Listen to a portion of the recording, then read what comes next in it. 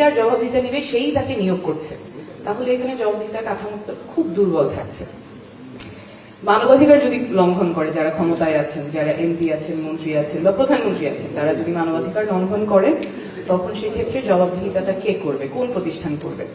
মানবাধিকার কমিশন করতে পারে, কিন্তু মানবাধিকার কমিশনের ক্ষেত্রেও যারা মানবাধিকার কমিশনের কমিটিতে থাকবেন, সেখানে যারা থাকবেন তাদের যে বাছাই কমিটিতে আছেন আইনমন্ত্রী, স্বরাষ্ট্রমন্ত্রী।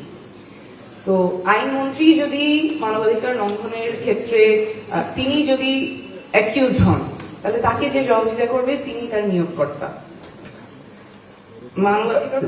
এবার আরো কঠিন হয়েছে, এবার ক্যাবিনেট সেক্রেটারিকে ভিতরে ঢুকিয়ে দেওয়া হয়েছে, আরেক সমস্যা হয়ে গেছে। এখানে কয়েকজন আছেন, যেমন আইন কমিশনের চেয়ারম্যান, ক্যাবিনেট সেক্রেটারি আগেই ছিলেন, মন্ত্রিপরিষদ সচিব, জাতীয় সংসদের স্পিকার কর্তৃক মনোনীত 2 জন সংসদ সদস্য, যার মধ্যে একজন সরকারি দলের, একজন বিরোধী দলের।